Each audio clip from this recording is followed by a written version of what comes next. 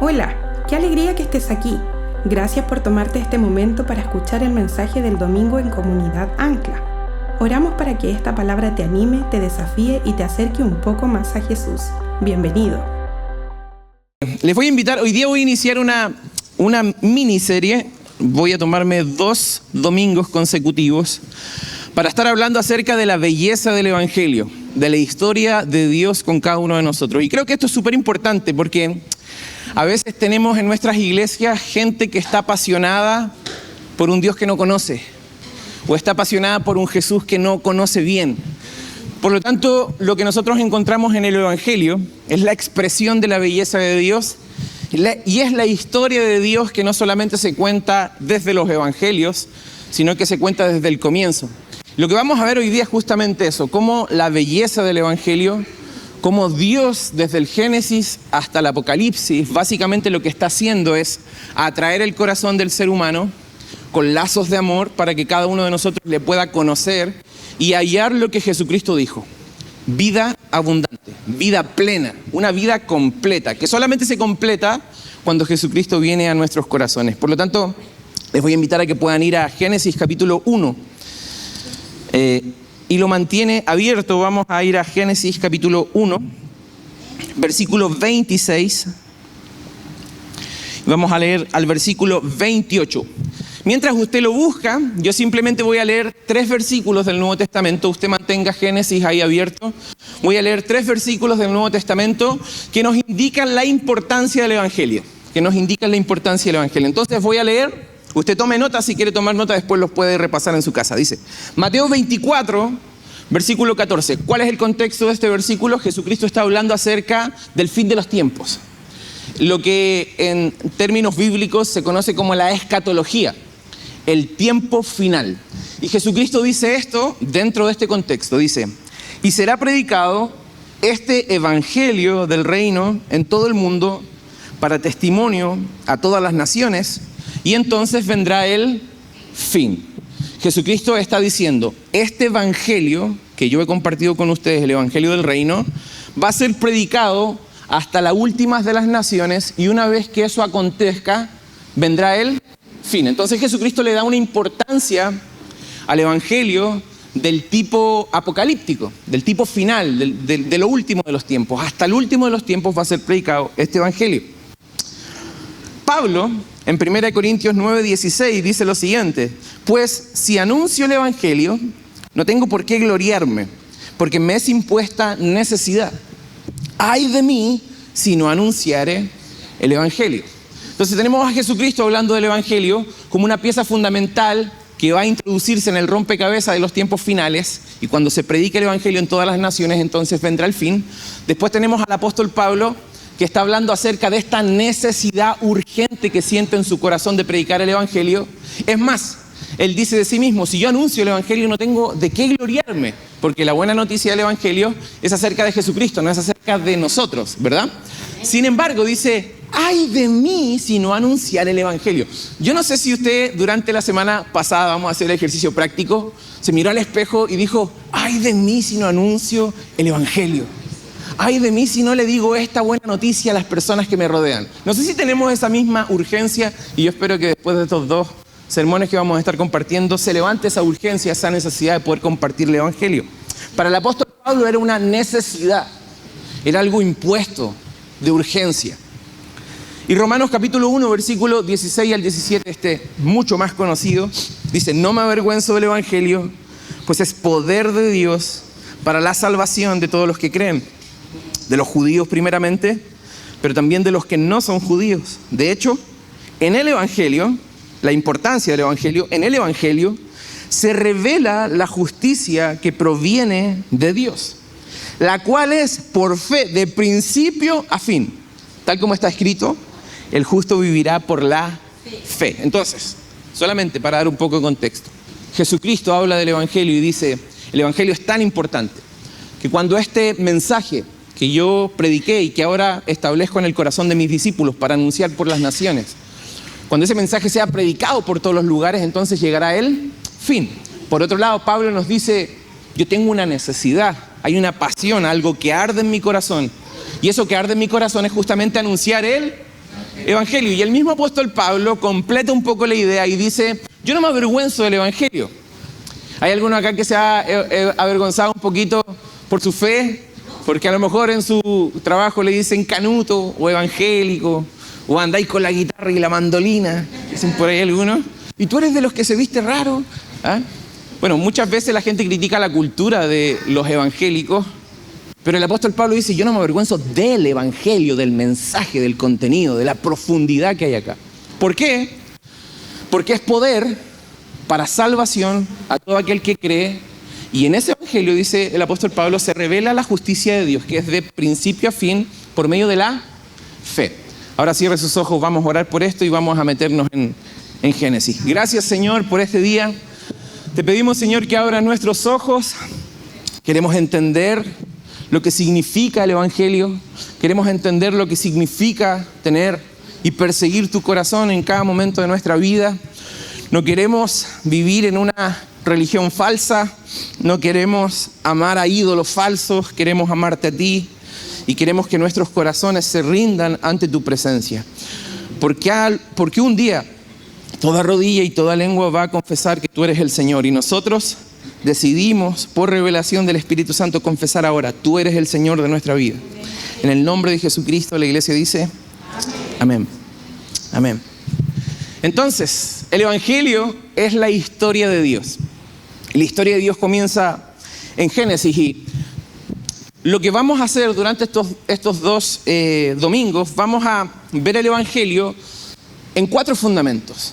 El primero es que el evangelio revela la naturaleza de Dios, revela el carácter de Dios, quién es Él y qué desea hacer con cada uno de nosotros. El evangelio también expone la condición humana, que es una condición de pecado, es una condición caída. Después el evangelio nos entrega cuál es el camino para regresar a Dios, y ese camino para regresar a Dios es Jesús. Y finalmente, el evangelio nos propone una nueva manera de vivir, que es guiada por el Espíritu Santo. Entonces, voy a abordar hoy día 2 de estas premisas. Vamos a hablar acerca de la naturaleza de Dios y la naturaleza humana. La próxima semana vamos a hablar acerca de la naturaleza de la salvación, lo que Cristo hizo por nosotros y por qué tuvo que pagar el precio que tuvo que pagar.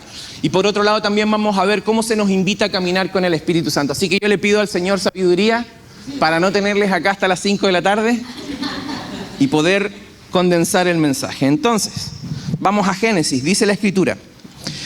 Capítulo 1, versículo 27. Esta es la historia de la creación. Y vamos a ver acá que hay 3 fundamentos que nos hablan acerca de la naturaleza de Dios. Dice la Escritura. Así que Dios creó a los seres humanos a su propia imagen.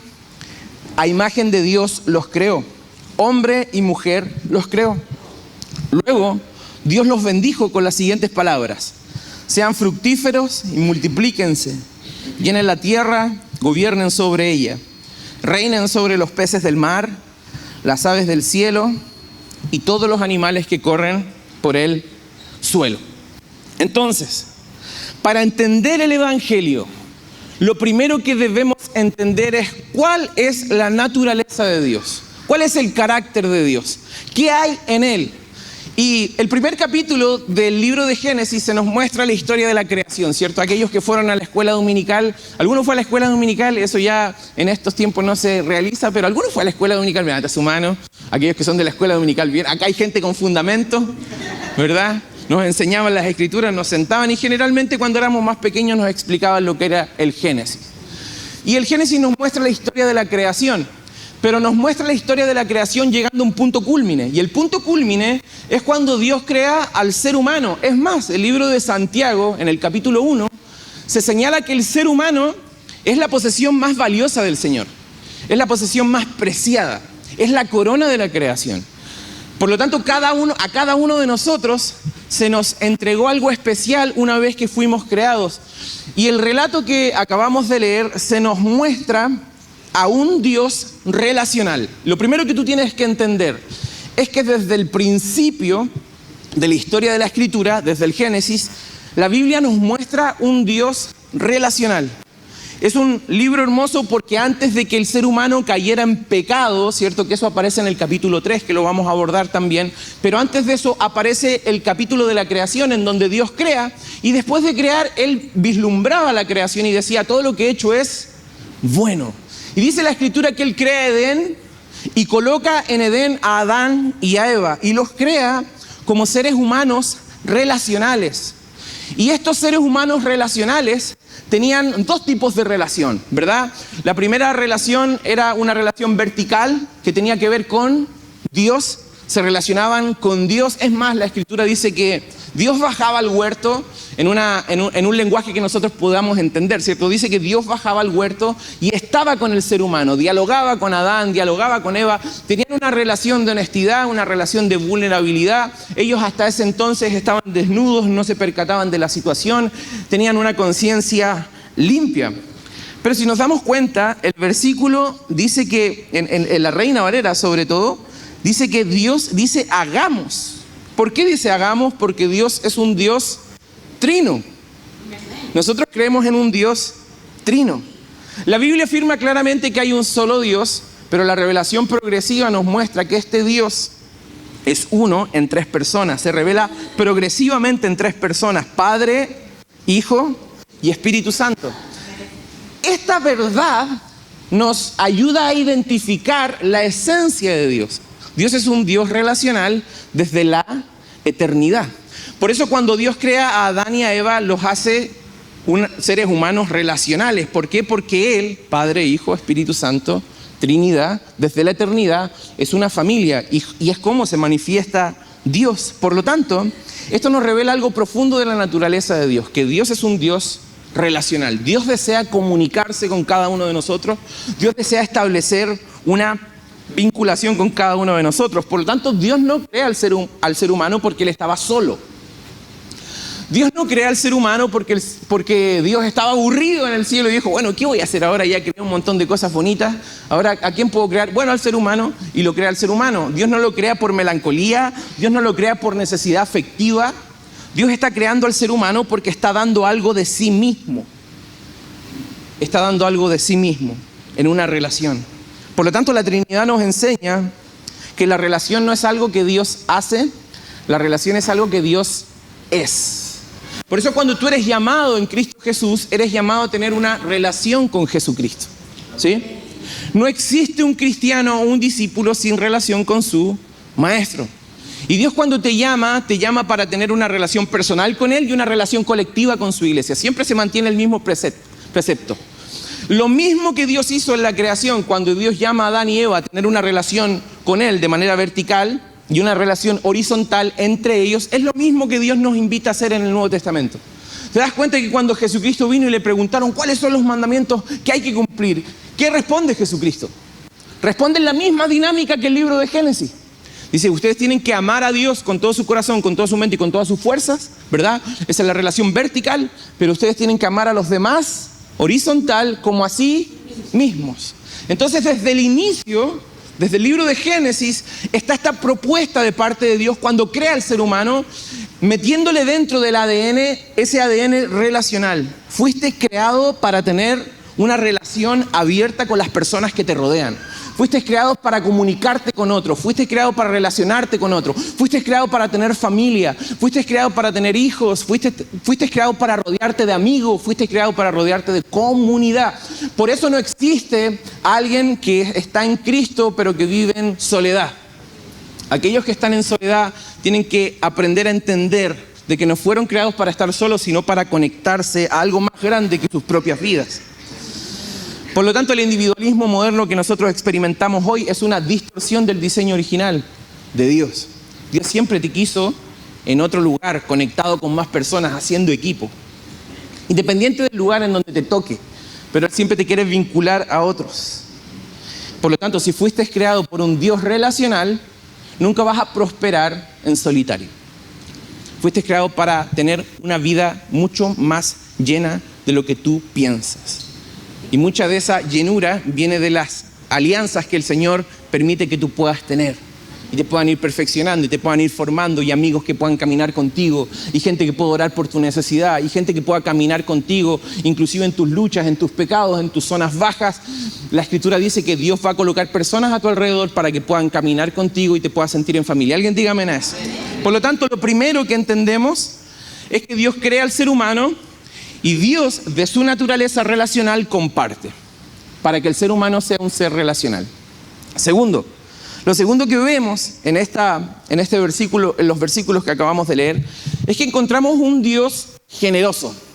Encontramos un Dios generoso, porque Dios comparte de sus atributos a este ser humano recién creado. Es lo que cuando uno estudia, es lo que se conoce como la imago Dei, la imagen de Dios. ¿Qué quiere decir esto? Que Dios, desde la eternidad, compartió con cada uno de nosotros sus atributos. Compartió el sentido de justicia. ¿Por qué tú crees que tienes un sentido de justicia? ¿Porque vino como una construcción social? ¿O porque vino simplemente como un arrebato biológico? No, la verdad es que fuiste creado por Dios. Y en ti está el sentido de la justicia. En ti también está el sentido de la moralidad. En otras palabras, o como dirían algunos defensores de la fe cristiana, en cada una de las personas que habita este mundo hay un parámetro moral. Y ese parámetro moral es la evidencia, o una de las evidencias que Dios existe. ¿Cómo puede ser que todos nosotros consideremos que maltratar a un bebé y darle muerte es algo malo? Porque hay un estándar moral alrededor de todo el mundo que nosotros sabemos, aunque nadie nos diga que algo está mal, lo sabemos, ¿cierto? Usted sabe eso, ¿cierto? De repente hay cosas que uno está haciendo y uno dice, oh, esto está mal, ¿o no? O me estoy equivocando, esto es incorrecto. ¿Por qué? Porque Dios compartió contigo sus atributos, y uno de esos atributos es justicia.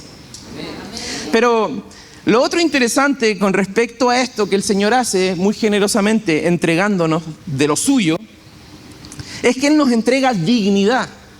Una dignidad que no puede ser quebrada ni siquiera por el pecado. Existe esa imagen en cada uno de nosotros golpeada y quebrada, producto del pecado, pero se sigue sosteniendo. Hay dignidad en cada uno de nosotros, y hay dignidad en las personas que aún no conocen a Cristo. Claro que sí. Y el Señor les ama. Entonces Él nos entrega una dignidad que ninguna otra criatura posee, porque los animales no pueden hacerlo, aunque yo sé que ya vieron en redes sociales lo que está pasando, ¿cierto?, en el mundo. Pero Él nos entrega la habilidad que ninguna otra criatura posee. Nos dio razón para entender su mundo, cómo funciona el mundo, inteligencia. Nos dio conciencia para conocer su justicia. Podemos interpretar la justicia. Podemos saber qué cosas están bien y qué cosas están mal. Nos dio creatividad para continuar su obra. Le dice a Adán, colócale el nombre a todos los animales que puse en la tierra. Y nos dio voluntad para amarlo libremente. Dios no crea robots, Dios crea seres humanos con decisión libre. Por lo tanto, imagínate que en un momento determinado Dios crea a Adán, a nosotros, seres humanos, a la humanidad, y es como un lienzo que Él comienza a pintar y comienza a entregar cosas que vienen de Él. Obviamente Él no compartió todos sus atributos. No hay ninguno acá que diga yo soy omnipotente, omnipresente, omnisciente, ¿verdad? No estamos en todo lugar, no sabemos todas las cosas, pero Él sí nos entregó un montón de cosas. La capacidad de la fidelidad, de la lealtad, de la armonía, de la paz, del gozo, de la rectitud, de la justicia. Hay muchos atributos que Él comparte con cada uno de nosotros. Él es un Dios generoso. Él no creó esclavos, Él creó seres humanos libres con la capacidad de poder decidir por Él. Pero no solamente hace eso, sino que después de crearles y compartirles sus atributos, la Escritura dice que los coloca en el Edén. ¿Alguno sabe lo que es Edén? La palabra Edén en el idioma original significa lugar placentero, lugar de delicias, lugar de descanso. En otras palabras, el placer, para aquellos que a lo mejor escuchan la palabra placer y como que, ay no, el placer es de Satanás. No, el placer lo creó Dios.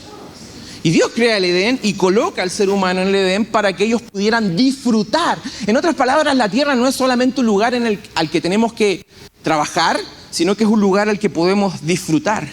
Y Él entonces en su generosidad entrega al ser humano libertad, le entrega al ser humano la capacidad de entender justicia, conciencia, creatividad, generosidad, amabilidad, y los coloca en un lugar placentero. Dios no los colocó en el desierto, Dios los colocó en Edén. Porque el corazón de Dios es un corazón que anhela que cada uno de nosotros pueda experimentar la vida plena. La integridad que significa la plenitud, en todo sentido, en el sentido de nuestra alma, como diría el apóstol Juan, amado, yo deseo que tú seas prosperado en todo, ¿sí? Ese es el deseo de Dios con cada uno de nosotros. Que tú puedas proyectarte profesionalmente, que puedas tener la plenitud de poder criar a tus hijos, de que puedas tener una vida hermosa, una vida con paz. Ese es el deseo de Dios. Él creó al ser humano, los colocó en el Edén por decisión propia. Él quería que estuvieran en un lugar de placer, en un lugar de descanso. Dios es generoso. Esto nos habla de su generosidad. Entonces, relación es un Dios de relacionamiento, es un Dios de generosidad porque entrega libremente, pero también es un Dios visionario. Porque cuando Dios crea al ser humano, vamos a leer el versículo 28, les dice: fructifiquen la tierra, multiplíquense, llenen la tierra, gobiernen sobre ella, reinen sobre los peces del mar, las aves del cielo y de todos los animales. En otras palabras, lo que Dios le está diciendo al ser humano: mira, no solamente me voy a relacionar contigo y no solamente voy a permitir que tú tengas una relación con Eva o con Adán entre ustedes, sino que te voy a dar propósito, te voy a dar un sentido. Te voy a dar un trabajo, te voy a dar una visión, un proyecto y un plan para que tú te puedas desarrollar. Y le dice a Adán y a Eva que tienen que salir a trabajar la tierra, multiplicar las cosas que Él les había entregado. En otras palabras, Dios hace al ser humano administrador de los bienes de la tierra. A Adán, imagínate. En otras palabras, este no es un Dios tirano, este no es un Dios inseguro, este no es un Dios que está lejos, sino que es un Dios que quiere que sus hijos participen de lo que Él está haciendo. Y le dice a Adán: tú vas a participar y vas a empezar a hacer cosas por mí, vas a ser mi representante. No solamente te voy a compartir mis atributos con generosidad, sino que voy a depositar sobre ti la responsabilidad de poder liderar este lugar. En otras palabras, la responsabilidad no viene como consecuencia del pecado. El trabajo tampoco. Eso ya era parte del plan de Dios. Dios le está entregando. Dijeron algunos, yo pensé que eso era del pecado. Era pecaminoso trabajar. El Señor, desde antes de la caída del ser humano, ya le había asignado responsabilidades al ser humano. Le da una responsabilidad, le da un lugar donde servir y le permite desarrollarse. Eso es lo que Dios está haciendo con Adán. Y lo hermoso de esto es que luego Dios los bendijo. Dios bendice la obra de sus manos. Esa capacitación esa bendición es la capacitación que Dios le está entregando a Adán y a Eva para que ellos puedan fluir en el don que Dios mismo había depositado en ellos, para que pudieran desarrollarse, para que pudieran tener el sentido de la vida. Entonces Dios es el dueño de todo, pero Él en su misericordia y en su gracia nos entregó a nosotros la administración de la tierra. Ahora, seamos honestos, ¿la hemos administrado bien o no? Pésimo. Uno de los postulados o argumentos de alguna parte del ateísmo es justamente ese. Pero si Dios es generoso, ¿por qué hay gente que muere de hambre? ¿Verdad? Porque hay gente que tiene que experimentar el vacío de alimentos en África, o en India, o en Medio Oriente. Y la realidad es que la culpa no la tiene Dios, sino que la responsabilidad de mal administrar lo que Él nos entregó está en cada uno de nosotros. Y no podemos mirar solamente a los grandes empresarios de nuestro tiempo para apuntarles a ellos y decir, pero ellos se llevan todo el dinero, porque hay veces que en nuestra casa tenemos pan que botamos que pudiera haber sido compartido con alguien que tiene necesidad, ¿no? Entonces, esto no va solamente en términos macros, sino que también en términos más pequeños, pero que nosotros también interactuamos con esta injusticia. En otras palabras, nadie tiene las manos limpias. No tenemos las manos limpias. Todos hemos pecado, por eso Romanos diría, por cuanto todos pecaron, están todos destituidos de la gloria de Dios. No hay uno solo justo. Increíble, ¿verdad? Eso es una sentencia gigantesca, pero que aparece en las Escrituras. Lo interesante es que Dios no se limita solamente con relacionarse con nosotros ni con darnos, sino que nos entrega trabajo, nos entrega obligaciones, nos hace responsables de algo. Por lo tanto, la visión de Dios no solamente era la visión para Adán y Eva, sino que era una visión para sus generaciones. Multiplíquense, mirando hacia el futuro. Dios es un Dios visionario. En resumen, el Edén era más que un lugar físico, hermanos. El Edén era mucho más que un lugar hermoso al que seguramente cada uno de nosotros nos gustaría poder contemplar. El Edén era la representación del corazón de un Dios que ama relacionarse con nosotros, que ama ser generoso con nosotros y que ama darnos parte de su plan. Ahí tenemos a Dios. Por lo tanto, lo primero que yo quiero que tú puedas entender es la clase de Dios con la cual te has conectado. No es como los dioses de este siglo, no es como los dioses de este mundo, no es un ídolo, es un Dios que ama con un corazón tan intenso que desea relacionarte contigo. Es un Dios que te ama tanto que desea entregarte por generosidad muchas de las cosas que posee en su corazón. Y es un Dios que desea que te vincules a su bendición. Es un Dios que desea que tú te vincules a su proyecto, a su obra, para que te pueda usar y para que te pueda levantar. Alguien diga amén. Hasta este momento nosotros diríamos, qué glorioso el Edén y qué hermoso nuestro Dios. Pero cada uno de los que está en este lugar reconoce que hay algo dentro del corazón del ser humano que está quebrado. Esto no es solamente algo que postula el cristianismo. Si tú buscas cualquier tipo de religión, te vas a encontrar que sus principales líderes, todos han llegado a la misma conclusión. Hay algo defectuoso en el interior del ser humano. Hay algo que está quebrado. Hay algo que está en caos. Hay algo que no logra encontrar equilibrio. Hay algo que no logra encontrar la sanidad. Todos estamos de acuerdo en que este mundo es hermoso, pero hay algo en nuestros corazones que no funciona bien. Todos estamos de acuerdo en que vivir en unidad es algo bueno, ¿verdad?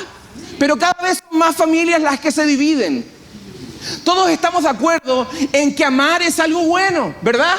Pero todos estamos de acuerdo también y todos estamos viendo que hay más odio y hay más rencor y hay una plaga propagándose en un montón de lugares, redes sociales, países, en donde se habla de homicidio, en donde se habla de falta de paz, en donde se habla de pobreza extrema, en donde se hablan de injusticias extremas. Y cada uno de nosotros, por lo tanto, reconoce que lo que Dios nos entregó era algo hermoso y algo bello, pero por alguna razón encontramos dentro de nuestro corazón una pieza que falta. Vemos el quebranto en nuestro corazón. La definición bíblica para ese quebranto es naturaleza pecaminosa. Naturaleza pecaminosa. ¿Cómo nos lo dicen hoy día afuera? Quizás personas que estudian el comportamiento humano o artistas o gente del cine. Muchas veces encontramos con que la expresión con la que la gente se hace el paralelo con la naturaleza pecaminosa, hay algunos que dicen mi lado oscuro. Algunos lo escuchaban, oye, tengo un lado oscuro, ¿sí? Mi lado oscuro. Otros cantantes le llaman mis demonios internos. Sí, tengo un demonio interno. No se manifiesta, pero está ahí mi demonio interno. Hay otros que dicen o que reconocen en sí mismo esa oscuridad interna y le llaman mi otro yo. Mi otro yo, ¿escuchaste? Oh, mi otro yo. Mi otro yo. Había una serie, Dexter se llamaba. No era el niñito chico. Y Dexter era un asesino. Él le llamaba el oscuro pasajero. Había un oscuro pasajero dentro. Tenía que saciarse con algo externo. En otras palabras, desde la música, el cine, la religión, la sociología, todos identifican que el ser humano está quebrado por dentro. Como que hay algo que no está bien. Todos identificamos a ese niño pequeño que nadie le enseñó que empujar a otro y golpearlo estaba mal, pero lo vemos caminando por la espalda y empujar a su amigo, el niño rodar por las escaleras y el niño y preguntarle al niño, ¿qué hiciste? Yo no hice nada, ¿verdad? Cuando él sabe que lo hizo. Nadie se lo enseñó. Claro, hay algunas cosas que vienen por repetición, pero hay cosas que simplemente están insertas en el ADN del ser humano. ¿Por qué? Porque Génesis capítulo 3 nos habla de la intervención de la serpiente antigua, de Satanás. Y la Escritura señala que esta serpiente antigua lo que hizo fue deformar lo que Dios quería hacer con el ser humano. Entonces vamos a ir al capítulo 3 y ahora pasamos a la condición humana. Estuvimos viendo lo que es la belleza de nuestro Dios, un Dios relacional, un Dios generoso, un Dios visionario con cada uno de nosotros, que desea vida abundante para nosotros. Sin embargo, vamos a ver cómo la condición del ser humano se corrompe. Capítulo 3 del libro de Génesis. ¿Está conmigo? ¿No está aburrido? No. Poquito. Vamos, dice, la serpiente era el más astuto de todos los animales salvajes que el Señor Dios había hecho. Cierto día le preguntó a la mujer, nota la pregunta, ¿de veras Dios les dijo que no deben comer del fruto de ninguno de los árboles del huerto? Claro que podemos comer del fruto de los árboles del huerto, contestó la mujer. Es solo del fruto del árbol que está en medio del huerto, del que no se nos permite comer. Dios nos dijo, no deben comerlo, ni siquiera tocarlo. Si lo hacen, morirán. ¿Qué le dice la serpiente? No morirán, no va a pasar nada. Respondió la serpiente a la mujer. Dios sabe que en cuanto coman del fruto, se les abrirán los ojos y serán como Dios. Esta es la esencia de la naturaleza pecaminosa. La esencia de la naturaleza pecaminosa no es la acción de pecado, sino la motivación o la creencia interna de que nosotros podemos ser Dios. La serpiente le dice, no va a pasar nada, coman del fruto. Dios sabe que cuando ustedes lo hagan, ustedes van a ser sus propios dioses. No van a tener necesidad de un Dios externo. Versículo 6. La mujer quedó convencida. Ahí el esposo a la mujer ahí un codito. No. La mujer quedó convencida. Vio que el árbol era hermoso y su fruto parecía delicioso. Y quiso la sabiduría que le daría. Así que tomó del fruto y lo comió. Después le dio un poco a su esposo que estaba con ella y él también comió. Y en ese momento se les abrieron los ojos y de pronto sintieron vergüenza por su desnudez. Entonces cosieron hojas de higuera para cubrirse. Cuando soplaba la brisa fresca de la tarde, el hombre y su esposa oyeron al Señor Dios caminando por el huerto. Así que se escondieron del Señor Dios entre los árboles. Entonces el Señor Dios llamó al hombre, ¿dónde estás? ¿Dónde estás? El hombre contestó, te oí caminando por el huerto, así que me escondí. Tuve miedo porque estaba desnudo. Yo quiero que logremos identificar, así como logramos identificar un Dios relacional, un Dios generoso y un Dios visionario que nos impulsa a vivir la vida abundante, podamos ver también la estrategia de la serpiente y cómo esa estrategia de la serpiente ha condicionado nuestra manera de relacionarnos con Dios para siempre. Lo primero que hace esta serpiente antigua, que es obviamente Satanás, el diablo, el acusador de los hermanos, el padre de la mentira. Eso es lo que la Escritura dice acerca de él. Él no busca ningún bien sobre ti.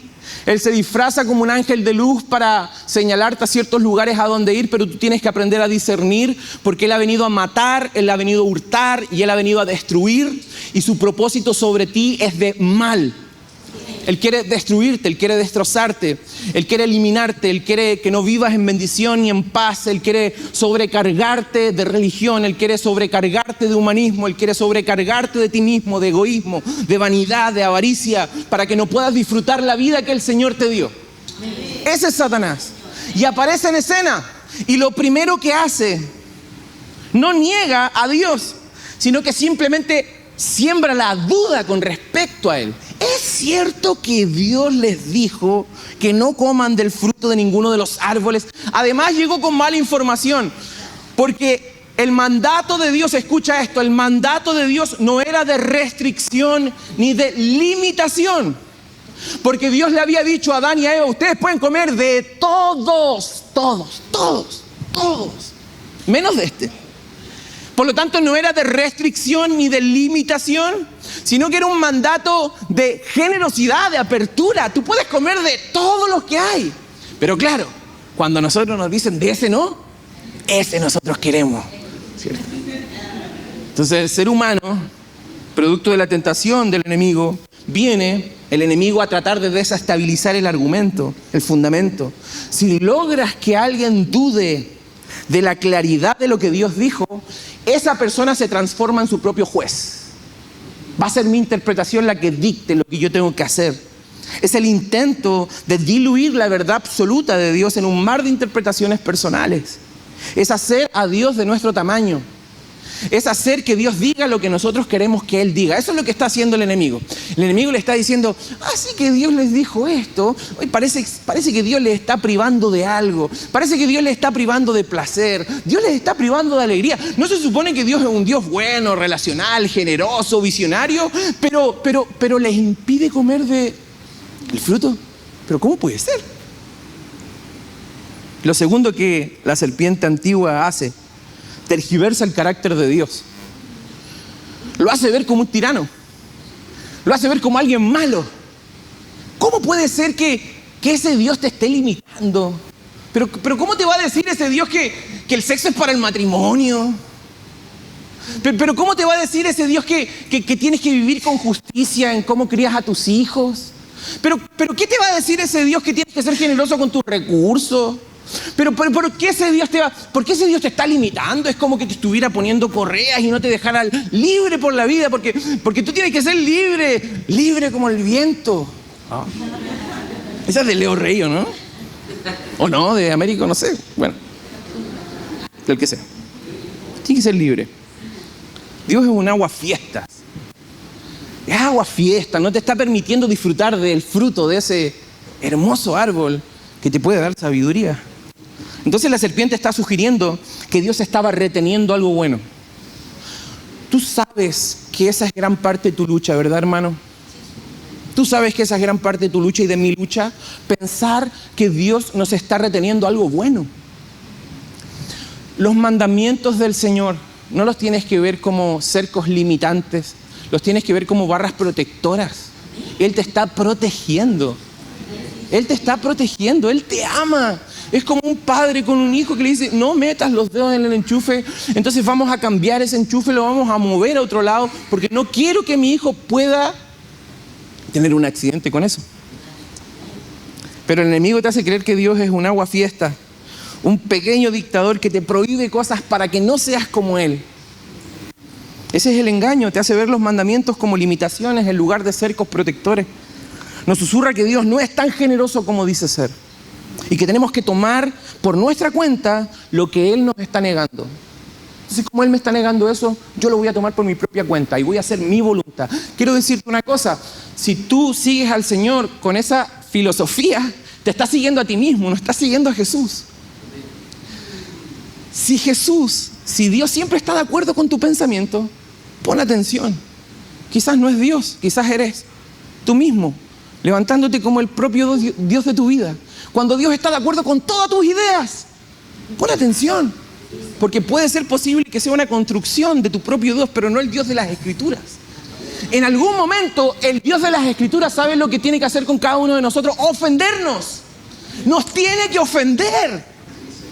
En un punto determinado, la lógica de Dios choca con nuestra lógica y nosotros decimos, ¿pero por qué? Es como cuando Jesucristo estaba predicando a las multitudes habían accedido a la multiplicación de la comida y dice la Escritura que Él sigue caminando y Él se da vuelta y le dice, pero ¿saben qué? Ustedes me están siguiendo solamente por los panes y por los peces.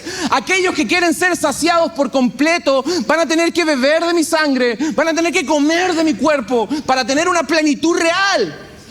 ¿Saben lo que hizo la gente? Se dieron la vuelta y lo empezaron a abandonar. Y Jesucristo se da vuelta a sus discípulos y les dice a sus discípulos, ¿acaso esto a ustedes también les ofende? ¿Acaso les ofende que yo me levante como el suficiente? ¿Acaso les ofende que yo me levante como la única comida y la única bebida que ustedes necesitan? ¿Acaso les ofende que el Evangelio sea Jesús y nada más? No es Jesús más mis buenas obras, no es Jesús más mi buen currículum religioso, no es Jesús más mis estudios académicos, es Jesús y solo Jesús. Para la gloria de Dios Padre. Por eso el apóstol Pablo decía, no tengo de qué gloriarme si esto es de Él. Yo simplemente soy el mensajero, lo comparto. Nota, minimiza las consecuencias. El enemigo minimiza las consecuencias. La mujer le dice, no, es que si comemos del fruto, se nos ha dicho que podemos morir. ¿Qué dice la serpiente? Pero esta historia la conozco. Ustedes no van a morir. No les va a pasar nada. Hey, una copa más. Un mensaje de texto más. Un coqueteo con esa mujer del trabajo. Uno más, total. No va a pasar nada. Nadie lo va a saber. Tranquilo. Dios es un aguafiesta. No van a morir. El enemigo siempre te va a presentar el deleite del pecado, pero no la consecuencia posterior. Todos acá hemos pecado, ¿cierto? Oye, hermano, santo. Todos acá hemos pecado.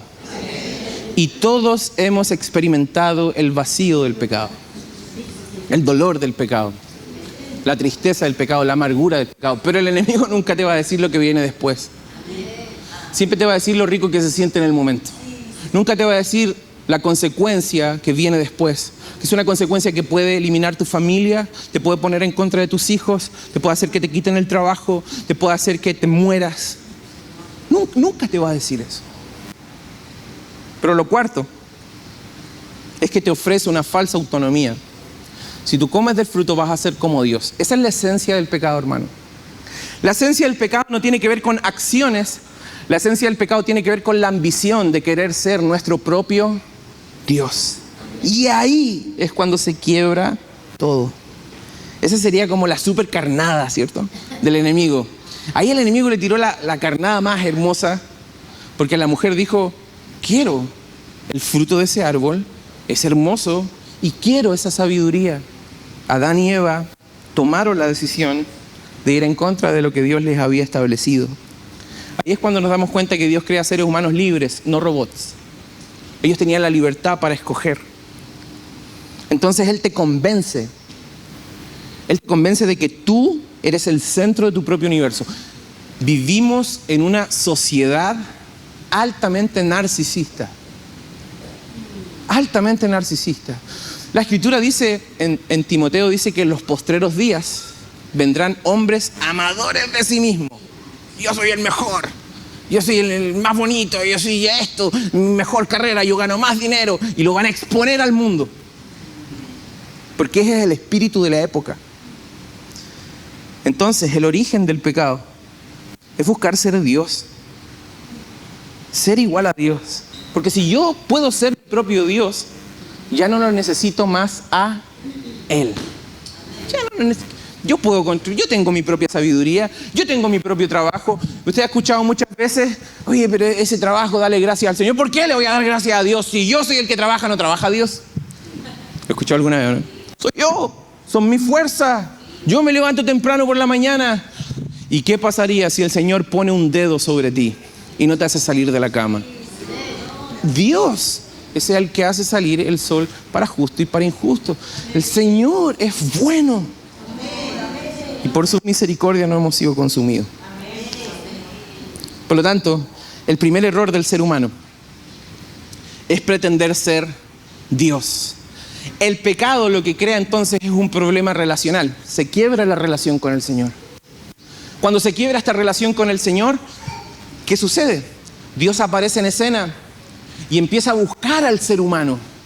Porque ese es Dios, un Dios que busca. Jaime, estoy terminando. Dios es un Dios que busca al ser humano. Por lo tanto, el pecado no solamente daña el alma del hombre. El pecado lo que produce es el quiebre relacional. Escucha esto, esto es tan real. No es producto del azar biológico. Tú vas a tu trabajo y hermano, yo sé que tú buscas amar al Señor y quieres amar a todo el mundo, pero tienes problemas con alguien en tu trabajo, ¿no? ¿Ah? ¿Hay alguno que se te cruzó? Oh, lo tengo cruzado, no lo puedo ver por la mañana, lo veo, ya me toca. ¿Sí? ¿Alguno? ¿Alguno en este lugar tiene algún problema con algún compañero de trabajo? ¿Alguno tiene problema con su esposa? No me levante la mano. Esto es algo real. Se genera el quiebre relacional. ¿Saben lo que Dios le dice a Adán? Adán, ¿qué hiciste? ¿Qué responde Adán? Versículo 8 dice, cuando la brisa fresca de la tarde El hombre y la mujer oyeron al Señor Dios caminando por el huerto, se escondieron. El Señor llamó al hombre, ¿dónde estás? Te oí caminando por el huerto, tuve miedo, me escondí. ¿Qué has hecho? ¿Qué has hecho? ¿Qué hiciste? ¿Por qué tomaste esta decisión? ¿Qué dice Adán? La mujer que me diste. ¿Verdad? Es un quiebre relacional. La mujer que me diste dando malas ideas, ¿cierto? ¿Qué hace la mujer? La serpiente. En otras palabras, se evade la responsabilidad. Se quiebra la responsabilidad delante de Dios. Por lo tanto, este conflicto no es solamente un accidente biológico, es un accidente teológico, es un accidente bíblico.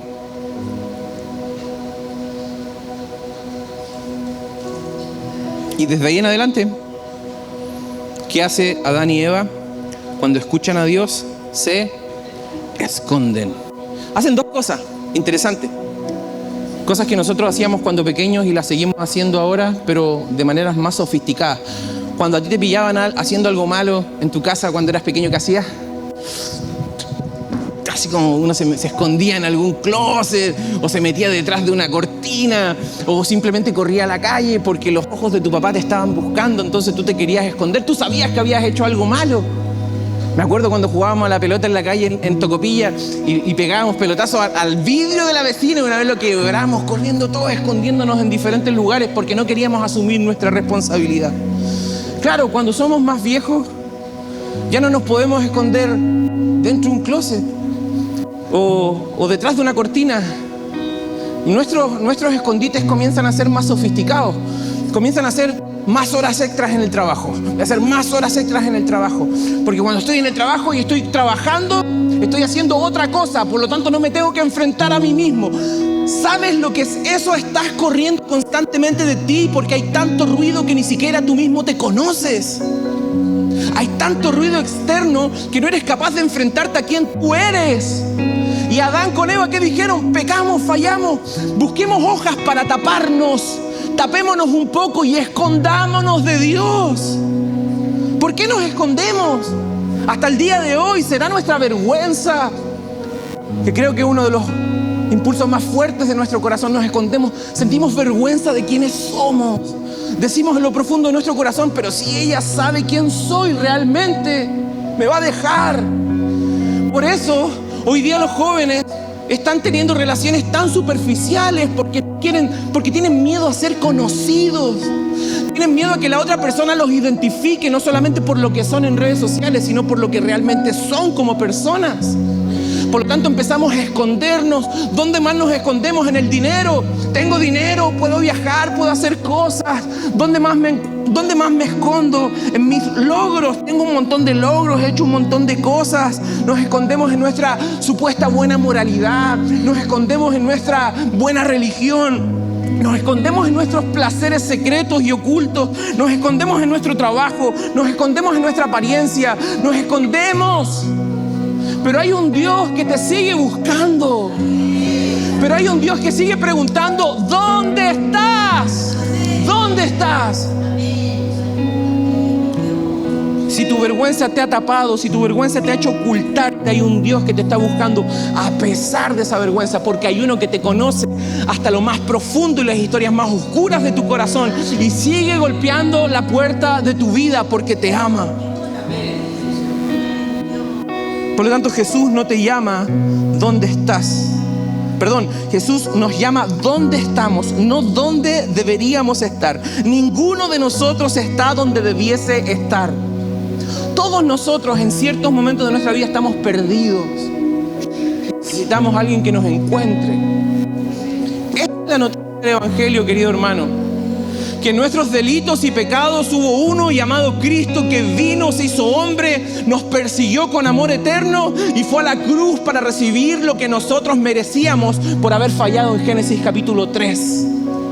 Hubo un hombre perfecto llamado Jesucristo que vino a esta tierra para morir por nuestros pecados y para vencer la tentación en el desierto, tentación que nosotros como humanidad perdimos en el paraíso, en el Edén. Nosotros teníamos las mejores condiciones, pero fallamos. Jesucristo estaba en las peores condiciones y tomó la victoria por cada uno de nosotros.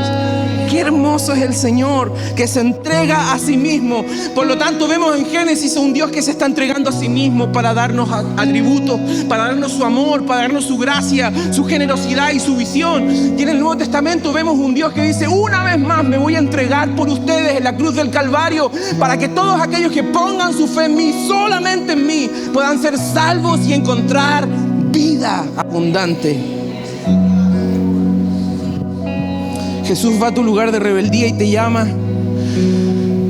Jesús va al momento de tu peor decisión y te llama.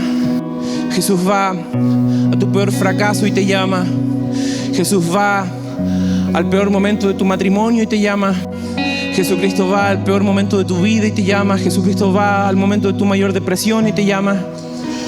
Y sigue preguntando: ¿dónde estás? ¿Por qué estás escondido? ¿Por qué tienes vergüenza? Yo te conozco. Dame tu rostro y yo te voy a sanar. Ese es el Evangelio del Señor. Amén. Cierra sus ojos por un momento. Comienza a adorar al Señor.